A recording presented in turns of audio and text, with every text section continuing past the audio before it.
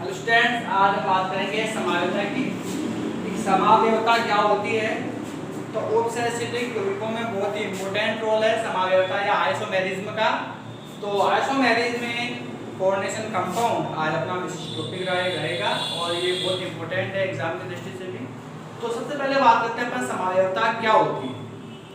तो समाव्ययता का मतलब है जिनके अणुसूत्र समान हो, दो या दो से अधिक यौगिक जिनके अणुसूत्र समान हो लेकिन उनके संरचनात्मक सूत्र या त्रिविम व्यवस्था भिन्न हो, समाव्ययता कहलाती है। तो ये आपकी परिभाषा हो गई, दो या दो से अधिक यौगिक जिनके अणुसूत्र समान होते हैं लेकिन संरचनात्मक सूत्र या उनकी त्रिविमीय व्यवस्था भिन्न हो, समाव्ययता कहलाती है। और ऐसे यौगिक समावयवी कहलाते हैं। तो अब हम देखेंगे इसमें समाव्ययता कितने प्रकार की होती है। तो मोस्टली समाव्ययता दो प्रकार की होती है। एक तो होती है समाव्ययता संरचनात्मक समाव्ययता। संरचनात्मक का मतलब है कि जिनका अणुसूत्र समान हो, दो या दो से अधिक यौगिक जिनके अणुसूत्र समान होते हैं लेकिन संरचनात्मक सूत्र भिन्न होते हैं, आपके संरचनात्मक समाव्ययता कहलाती है। तो बिल्कुल इजी हो गया, संरचना से यहाँ स्पष्ट हो रहा है कि दो या दो से अधिक यौगिक जिनके अणुसूत्र तो समान होते हैं लेकिन संरचनात्मक सूत्र भिन्न होते हैं, संरचनात्मक समाव्ययता कहलाती है। स्टैटिस्टिकल आइसोमेरिज्म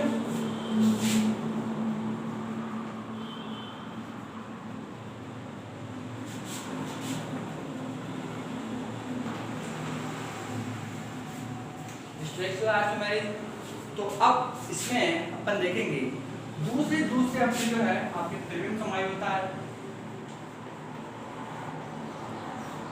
त्रिविम समाव्ययता, त्रिविम समाव्ययता का मतलब है आपकी जो 3 डायमेंशंस है, यानी दो या दो से अधिक यौगिक जिनके अणुसूत्र समान होते हैं, संरचनात्मक सूत्र भी समान होते हैं लेकिन उनकी त्रिविम में द्विक स्थान व्यवस्था भिन्न होती है, आपकी त्रिविम समाव्ययता कहलाती है। स्टीरियो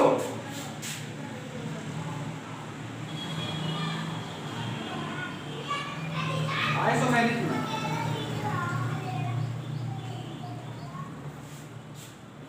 स्टीरियो आइसोमेरिज्म या त्रिविम समाव्ययता जिसको अपन कहेंगे। तो इस प्रकार से अपन ने देखा कि मोस्टली आपकी जो उपसर्ग यौगिकों में समाव्ययता दो प्रकार की होती है, संरचनात्मक समाव्ययता और त्रिविम समाव्ययता। अब बात करेंगे संरचनात्मक समाव्ययता की।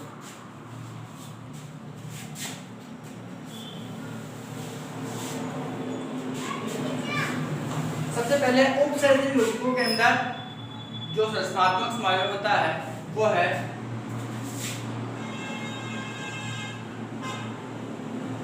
आयनन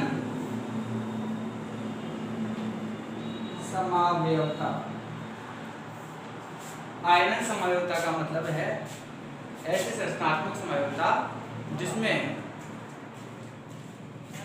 अणुसूत्र समान होते हैं लेकिन संरचनात्मक सूत्र क्या हो, भिन्न हो। किस रूप में? आयनों के रूप में। तो अपन इसकी करेक्टली यदि अपन आयनन समाव्ययता की परिभाषा देखेंगे तो क्या होगा कि ऐसे समाव्ययता जिसमें यौगिकों के अंदर जो आयन होते हैं जब जल में मिलाया जाए तो क्या हो, भिन्न हो, तो उसको अपन क्या बोलेंगे, आयनन समाव्ययता कहेंगे। जैसे मान लीजिए ये है CO NH3, कोई भी से लेते हैं CO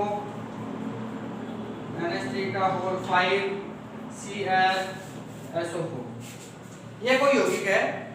अब इसका कोऑर्डिनेशन कंपाउंड अपन डिफरेंट देखते हैं। यदि ये कंपाउंड है तो जलीय मिलन में यदि भिन्न भिन्न आयन देते हैं, जैसे मान लीजिए एक बार ये आयन देता है CO NH3 का होल 5 Cl और ये क्या हो गया SO4। सूत्र तो यही है परंतु संरचनात्मक सूत्र है वो क्या हो गया, यहाँ पर भिन्न हो गया। अब इसी को अपन ऐसे भी लिख सकते हैं CO NH3 का होल 5 तो यहाँ क्या कर दिया आपने SO4 कर दिया और ब्रैकेट के बाहर क्या कर दिया Cl कर दिया। तो दोबारा देखते हैं आयनिक समानता क्या होती है। वह संरचनात्मक समानता जिसमें उपसहसंयोजक यौगिक जलीय विलयन में भिन्न भिन्न आयन देते हैं। एक बार सल्फेट दिया है, दूसरी बार कौन सा दे रहा है Cl सल्फाइड आयन दे रहा है, आयनन समावयवता कहलाती है। अब बात करते हैं अपन दूसरी समावयवता की। दूसरी समावयवता के रूप में अपन लेकर चलते हैं हाइड्रेट समावयवता।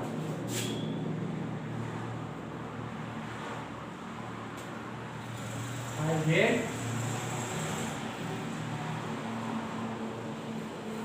समावयवता, हाइड्रेट का मतलब होता है H2। हाइड्रेट का मतलब क्या होता है H2 जल, यानी ऐसी संरचनात्मक समावयवता जिसमें उपसहसंयोजक यौगिक के हाइड्रोजन H2 अणुओं की संख्या आयनिक मंडल तथा समन्वय मंडल दोनों में क्या हो भिन्न हो, क्या कहलाता है हाइड्रेट समावयवता कहलाता है। इसे क्या हाइड्रेट समावयवता, वह संरचनात्मक समावयवता जिसमें उपसहसंयोजक यौगिकों के आयनिक मंडल और समन्वय मंडल दोनों में H2 अणुओं की संख्या क्या हो भिन्न हो, क्या कहलाएगी आपकी हाइड्रेट समावयवता कहलाती है। जैसे मान लीजिए अपन ने एग्जांपल लिया Cr NH3 का और प्राइस Cl3 तो ये क्या कर दिया यहाँ पर आपने NH3 का होल प्राइस और H2 का होल प्राइस वो यहाँ कर दिया आपने Cl3। अब इस कंपाउंड के अंदर आप देखेंगे कि समन्वय मंडल में H2 कितने हैं 3 हैं, आयनिक मंडल में H2 नहीं है। अब आप एक H2 बाहर निकाल दो, एक Cl अंदर ले लो तो क्या हो जाएगा ये Cr NH3 का होल प्राइस H2 कितना रह गया 2 रह गया और एक Cl क्या आ गया अंदर आ गया और यहाँ क्या आ जाएगा आपका Cl2 डॉट H2। तो आप यहाँ देखिए समन्वय मंडल में 2 H2 है तो आयनिक मंडल में कितना H2 है 1, तो ये क्या हो गया डिफरेंट हो गया। ऐसे आप देखेंगे और Cr NH3 का होल प्राइस H2 यहाँ आपके बाहर एक ही कर दो और Cl2 और बाहर कितना H2 हो जाएगा, यहाँ Cl देगा, यहाँ पे क्या आ गया आपका 2H2 आ गया। तो ये क्या होता जा रहा है डिफरेंट होता जा रहा है, यानी हाइड्रेट समावयवता का मतलब है जिसमें उपसहसंयोजक यौगिकों के अंदर H2 अणुओं की संख्या आयनिक मंडल और आपका ये कौन सा मंडल हो गया बड़े बेबी वाला समन्वय मंडल और आयनिक मंडल में क्या हो भिन्न हो, क्या कहलाता है आपका हाइड्रेट समावयवता कहलाती है। अब अपन नेक्स्ट बात करते हैं बंधक समावयवता की। बंधक का मतलब बॉन्ड से है यहाँ पर, और जहाँ पर बंधक शब्द का प्रयोग करें समझ जाइए आप उसमें उभयनिष्ठ लिगेंड का प्रयोग किया गया है। तो बंधक समावयवता वही उपसहसंयोजक यौगिक परिभाषित कर सकते हैं जिसमें उभयनिष्ठ लिगेंड पाए जाते हैं। तो जब उभयनिष्ठ लिगेंड आएंगे तो उनके ज्यादा परमाणुओं में जब उपसहसंयोजक बंध बनेगा उसके स्थिति के आधार पर ये समावयवता उत्पन्न होती है। तो वह संरचनात्मक समावयवता जो कि उभयनिष्ठ लिगेंड के कारण उत्पन्न होती है क्या कहलाती है आपकी बंधक समावयवता कहलाती है। जैसे मान लीजिए कोई एग्जांपल लेके चलते हैं Cr और ये NH3 का होल 5 तो ये क्या हो गया Cn और यहाँ पे मान लीजिए Cl2 एक और कंपाउंड है। अब Cn जो है यहाँ उभयनिष्ठ लिगेंड है, इसमें कार्बन अभी दाता परमाणु है तो नाइट्रोजन भी हो सकता है। तो जैसे मान लीजिए कार्बन तो ये होगा और नाइट्रोजन है तो क्या आ जाएगा ये Cn की जगह क्या आ जाएगा N आ जाएगा और ये क्या हो गया ये Cl2 हो गया। तो ये इस प्रकार की जो समावयवता है वो क्या कहलाती है आपकी बंधक समावयवता कहलाती है। ऐसे मान लीजिए और एग्जांपल अपन ले, जैसे ये CO H2O का होल 5 NO2 और ये Br2। अब NO2 में नाइट्रोजन का परमाणु ऑक्सीजन भी हो सकता है, तो जब ऑक्सीजन होगा तब क्या हो जाएगा इसका CO H2O का होल 5 ONO और ये क्या हो जाएगा Br2। तो इस प्रकार से इस समायोजता को अपन क्या बोलेंगे, बंधक समायोजता कहेंगे। अब बात करते हैं अपन बंधक समायोजता के बाद में उप सहसंयोजन समायोजता की। और आपकी उप सहसंयोजन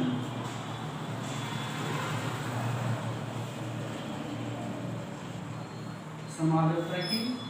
तो उप सहसंयोजन समायोजता से समझ जाइए आप कि इसमें उप सहसंयोजक बंधु से जुड़े जो लिगैंड है उनका एक दूसरे में क्या हो गया है, परिवर्तन हो गया है। यानी उप सहसंयोजन समायोजता होने के लिए जरूरी है कि उसके अंदर एक ही यौगिक में दो समन्वय मंडल पाए जाए।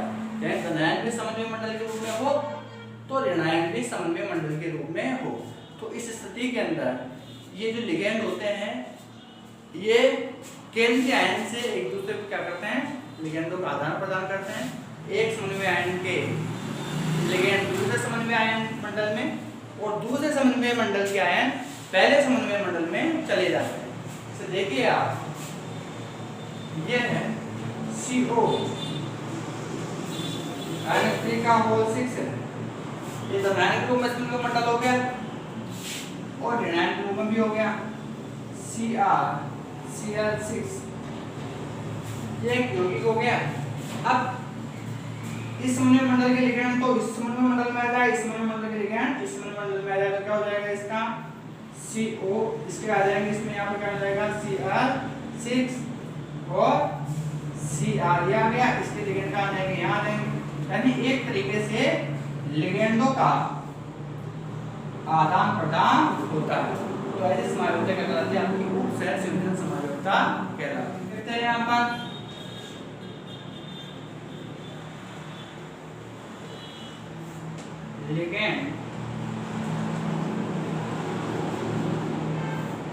लिगैंड समायोजता। लिगैंड समायोजता का मतलब है जिसमें स्वयं लिगैंड समायोजता को प्रदर्शित करते हैं।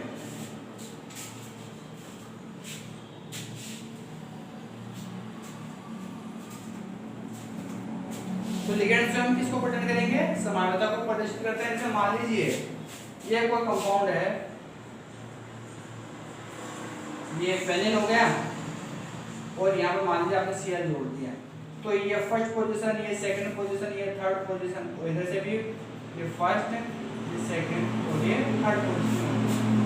अब यहाँ पर हम क्या लिखेंगे, 1 क्लोरो, क्या लिखेंगे इसको 1 क्लोरो। तो इस कंडीशन में अपन जो काउंटिंग है वो कहाँ से करेंगे, यहाँ से करेंगे।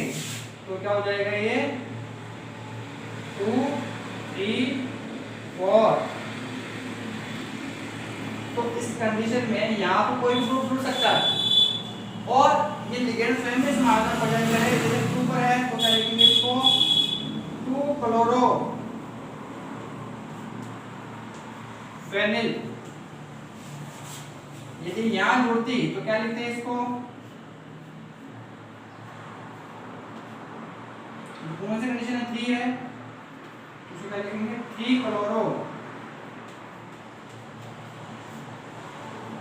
फेनिल। और यदि सामने हो तो क्या लिखते हैं इसको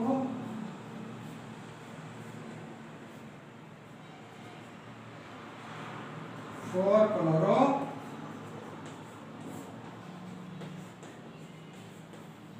फेनिल।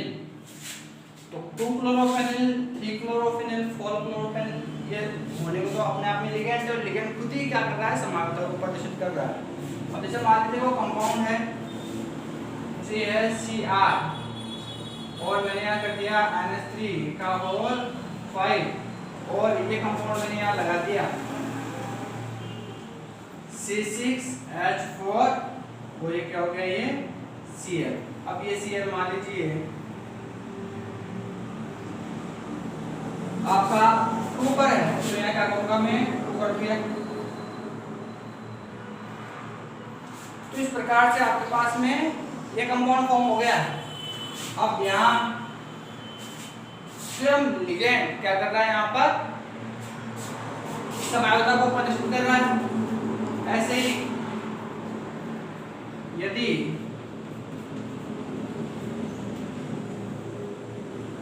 C6H4 Cl3 पर हो तो आप क्या लगाओगे 3, यानी कुछ लिगेंड इसको समायोजकता को क्या कर रहा है, यहाँ पर प्रेजेंट कर रहा है। ऐसे ही 4 हो जाएगा। तो इस प्रकार से ये जो समायोजकता है वो क्या कहलाती है, यहाँ पर लिगेंड समायोजकता कहलाती है। अब है आपकी लास्ट संरचनात्मक समायोजकता में जो कि स्थिति के आधार पर है, तो उसको बोलेंगे उप संयोजन।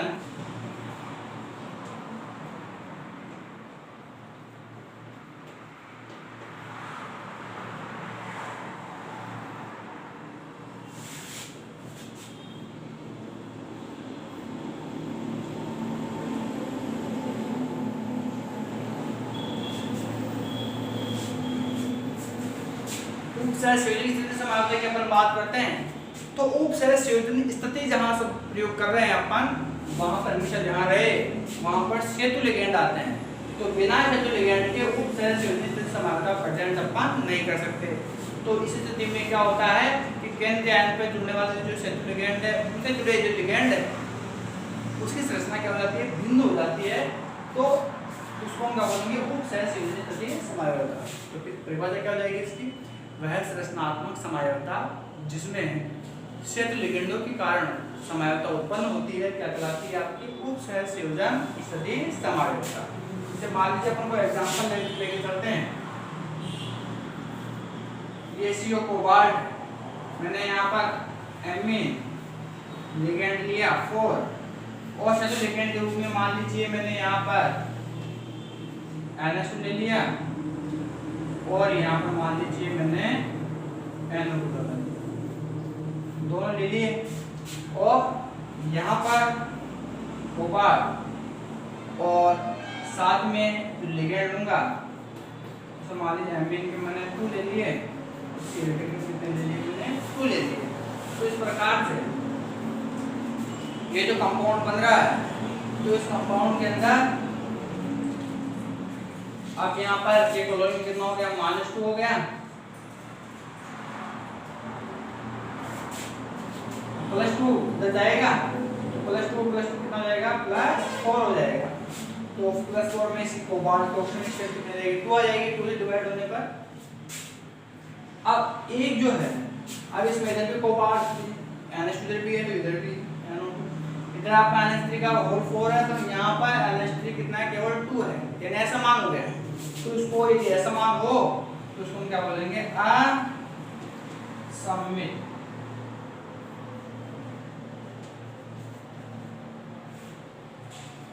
असममित कहेंगे। और यदि दोनों तरफ समान हो, जैसे CO NH3 इधर 4 है इधर 2 है, एक आप इधर कर दो क्या हो जाएगा, इधर भी NH3 और कितना हो जाएगा, 3 हो जाएगा, इधर भी NH2 इधर भी NH2 इधर भी है, तो ये इधर भी है, ये CO यहाँ पर भी है। अब देखो NH3 का होल साइज यहाँ है तो NH3 का होल साइज कहाँ आएगा, फिर यहाँ आएगा। एक Cl आपका इधर है तो एक Cl आप इधर पे रखो, एक Cl इधर तो एक Cl इधर, तो दोनों तरफ आप देख रहे हैं लिगेंड समान संख्या में समान प्रकार के हैं, तो अपन क्या बोलेंगे, सममित। सममित और असममित दोनों ही पाए जाते हैं किसमें, उपसंयोजन समायोजकता के अंदर। तो इस प्रकार से अपना जो संरचनात्मक समायोजकता है वो उपसंयोजन